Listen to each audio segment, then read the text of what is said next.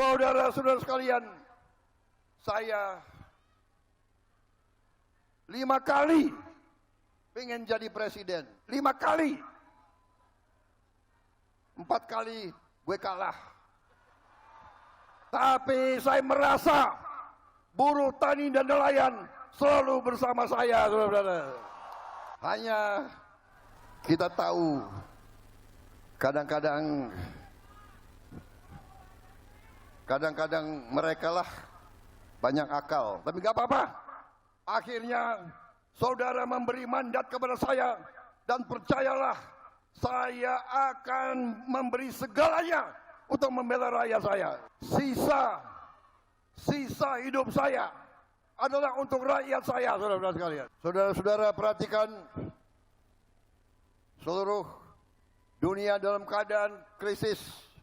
Banyak negara sudah panik, kita masih aman.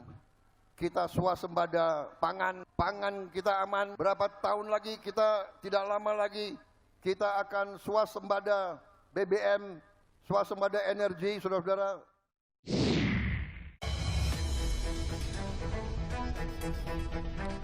Masih di Satu Meja The Forum, saya mau melanjutkan ke Mas Budiman. Mas Budiman, tadi pertanyaan saya adalah ketika Anda mengatakan kurang banyak aktivis yang di dalam.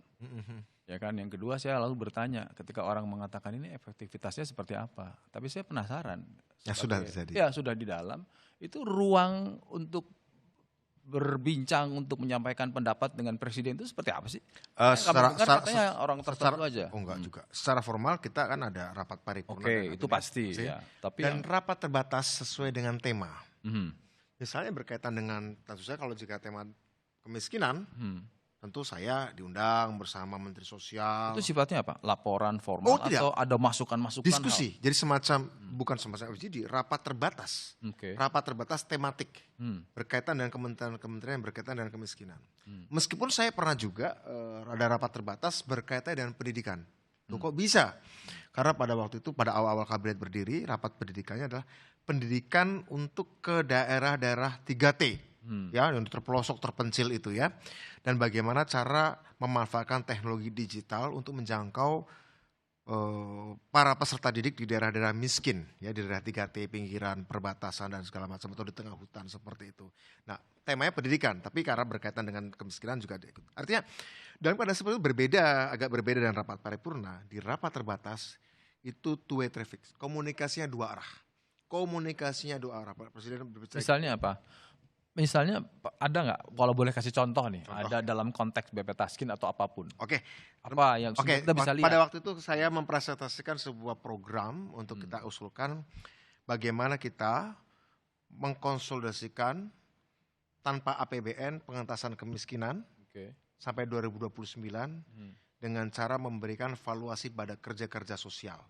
Jadi kerja ngerawat lingkungan, kerja ngerawat orang tua, kerja ngerawat kuburan, kerja ngerawat petilasan. Saat itu konteksnya Mas Budiman mengajukan usulan. Bahkan saya bilang, Pak Presiden, kami sudah merumuskan sebuah mekanisme 0% APBN. 0% APBN, dan kita bisa selesaikan kemiskinan dalam waktu beberapa tahun ke depan. Dan kami presentasikan segala macam dengan angka-angkanya.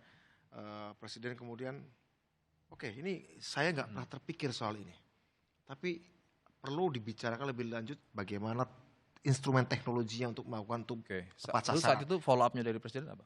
Nah, follow up pada waktu ya kita kemudian mengadakan pertemuan-pertemuan dengan beberapa macam badan kayak BRIN ya, karena Pak Presiden eksplisit bicara ini harus kerjasama dengan BRIN karena teknologi digitalnya, kemudian ke sosialnya. Saya ada tambahan sedikit ya. Kalau dibilang ketemu Presiden susah, enggak, serius. Sebelum saya diangkat jadi penasehat, sebelum saya jadi penasehat, diangkat penasehat khusus Presiden bidang ketenagakerjaan dan kesejahteraan buruh, pemerintahan sebelumnya tidak pernah menaikkan upah 10 tahun. Kemudian kami minta waktu melalui Pak Profesor Sumi Dasko bertemu Presiden. Langsung dihubungi melalui telepon, besok diundang. Dan baru pertama kali Presiden memutuskan setelah 10 tahun naik 6,5%. Enggak perlu ada perdebatan panjang, buruh bisa menerima. Yang kedua, ketika tahun berikutnya kenaikan upah kembali. Terjadi perdebatan. Bahkan Menteri Tenaga Kerja atas masukan dari beberapa menteri terkait, termasuk Menko Perekonomian, Menteri Rosan, Menteri Investasi, dan juga Pak Luhut sebagai Ketua DEN, didatangi oleh kawan-kawan Apindo dan Kadin. Mereka minta kan kenaikan upah berdasarkan inflasi, inflasi pertumbuhan ekonomi dan indeks tertentu. Yeah. Mereka menyodorkan angka 0,1 sampai 0,3. Pemerintah dalam hal ini Menteri Tenaga Kerja 0,5 sampai 0,7. Saya nggak mau. Lagi-lagi saya datang minta ketemu Presiden. Bisa. Akhirnya terjadi dialog beberapa kali. Bahkan tanpa harus bertemu langsung dengan Presiden, melalui telepon pun saya bisa bicara dengan Presiden. Saya jadi kadang-kadang jadi agak berpikir juga kalau dibilang menteri susah di masyarakat susah, kok yang saya rasakan beda ya? Hal yang sama juga dengan Mas Budiman. Kemudian Presiden memutuskan usulan kamu apa? Oke Presiden, saya minta kan indeks tertentu 1,0 sampai 1,2. Saya minta 0,9, dikabulkan. Kemudian ketika kami memutuskan untuk aksi May Day yang lalu, untuk aksi di DPR, karena kami tidak ingin terjebak dalam rutinitas seremonial, kami memutuskan tanpa dipengaruhi oleh siapapun untuk aksi di DPR. Karena ada 6 isu yang kami bawa. Tapi waktu May Day itu memang tahun memang 2025, semua orang yang tahun ini memang orang melihat seperti ya tapi kan nggak ada yang tahu proses bagaimana kami berkomunikasi dengan Presiden. Emangnya dan RUU PPRT memangnya tiba-tiba bisa disahkan?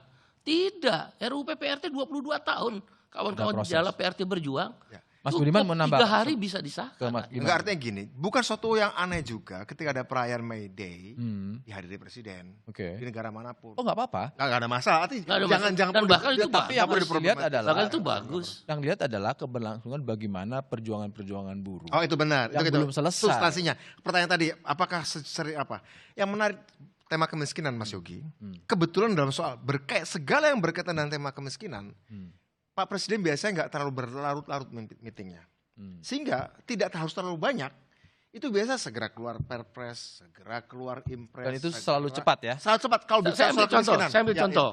Siapa yang mengusulkan Marsina jadi pahlawan nasional? Walaupun ini simbolis. Ya. Saya waktu May Day 2025 berbisik. Pak, tolonglah buruh tidak pernah jadi pahlawan nasional. Menurut kamu siapa? Marsina. Spontan saya jawab Marsina. Oke, apakah buruh semua setuju? Saya berkeyakinan setuju, karena beliau dari akar rumput, Marsina. Oke, kita putuskan. Jadi komunikasi yang pas dan tepat, membuat Presiden bisa memutuskan juga cepat. RUU PPRT juga itu begitu. Mas Said dan Mas Budiman, saya mau tanya ke Mbak Nining. Itu yang kita alami ya, yang kita rasakan ya. Ini kan masih ada di jalur perjuangan buruh yang belum masuk ke dalam. Mbak Nining paling nggak kan ada di luar ya kan. Tadi mengatakan ada beberapa hal yang belum selesai nih. Soal upah layak, soal job security, ya kan. Tapi kalau dari ceritanya masa ini kayaknya semuanya baik aja, langsung ketemu ketok. Pertama harus diingatkan seperti ini. Yang kita maksud dengan efektivitas itu bukan persoalan bisa bertemu atau tidak gitu ya. Ya tapi pertamanya bertemu, kemudian menyampaikan persoalan dan ada keputusan. Dengan bertemu itulah bisa disampaikan gagasan kan. Saya mau tanya ke yang paling mendasar adalah bagaimana akar persoalan yang dihadapi oleh masyarakat. Nah pertanyaan saya soal krusial buruh dengan contoh gitu ya, kita bicara tentang persoalan May Day. Memang secara organisasi Konfederasi Kasbi tidak terlibat di Monas. Dia melakukan aksi yang juga tidak dipengaruhi oleh baik elit politik bahkan kekuasaan hari ini, dan kita menentukan sendiri untuk aksi di DPR gitu ya gitu. Kemudian beberapa hari sebelum itu kemudian kita tahu May Day sebelumnya pemerintah termasuk Pak Prabowo waktu itu menyatakan akan melakukan penghapusan outsourcing. Faktanya kebijakan yang dikeluarkan adalah ketika peraturan menteri justru kemudian mengeluarkan satu kebijakan tentang alidaya yang kemudian menjadi 6 sektor gitu ya gitu. Itu yang harus diingat. Artinya ada yang mengatakan bahwa belum semua apa yang disampaikan di publik dengan apa yang kemudian diturunkan dalam satu kebijakan ini agak bergeser gitu ya gitu. Kenapa saya bilang kayak seperti itu? Konstitusi negara kita menjamin bahwa siapapun pengurus negara menjamin seluruh tumpah darah Indonesia. Nah, kalau 6 sektor ini boleh kita alidayakan, artinya kita melakukan diskriminasi terhadap 6 sektor. Mulai dari security misalkan, terus kemudian catering dan yang lain gitu ya gitu. Itu yang harus diingat. Anda melihat belum ada keberpihakan pemerintah. Nah, itu yang harus kita lihat gitu ya gitu. Saya mau banyak atau sedikit yang masuk dalam kekuasaan, kita bisa lihat kok di rezim Jokowi. Saya adalah secara individu saya mendukung rezim Jokowi di periode pertama gitu ya gitu. Tentang bagaimana pada saat itu ada satu program agenda yang mau disampaikan adalah tentang kerja layak, upah layak, terus kemudian hidup layak. Sampai hari ini justru kita semakin menjauhkan itu gitu ya gitu. Bahkan di 2015 Jokowi mengeluarkan PP 78 yang waktu itu kita semua melakukan pergerakan perlawanan gitu. Nah, itu yang kemudian masih terjadi sampai hari ini. Misalkan kita bicara tentang anti serikat, dengan sistem kerja kontrak, fleksibilitas tenaga kerja, sistem magang dan alidaya, ini kerentanan terhadap buruh semakin kecil berserikat, kolektif bergeningnya semakin kecil kan gitu. Karena mereka tidak punya power bergaining. Dan serikat juga akan memiliki kekhawatiran itu dari sektor formal menjadi informalisasi. Dan itu nyata.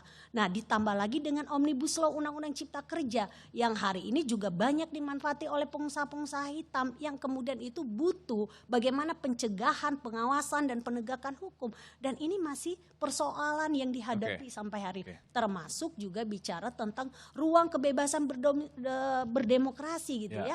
Baik di dalam tingkat perusahaan bahkan sampai tingkat nasional kita masih lihat bagaimana pembungkaman, kriminalisasi, bahkan sampai penyiraman air keras terhadap orang-orang bersuara kritis kan. Ya, Bung Ferry ini kan salah satu yang sekarang ini lagi jadi bintang tanda kutip aktivis yang dianggap ngeritik terus kerjaannya kan gitu kan, memberikan masukan dan sebagainya. Anda melihat bahwa ada beberapa tadi Mas Budiman mengatakan kurang banyak aktivis. Anda melihat apakah sebetulnya keberadaan aktivis sebagai penyeimbang di luar itu seperti apa? Atau Anda justru mengatakan bahwa saya ini merasa tidak nyaman, dianggap selalu tidak pernah ramah dengan pemerintah. Tapi tahan dulu jawabannya, kita akan kembali setelah yang satu ini tetaplah di Satu Meja The Forum.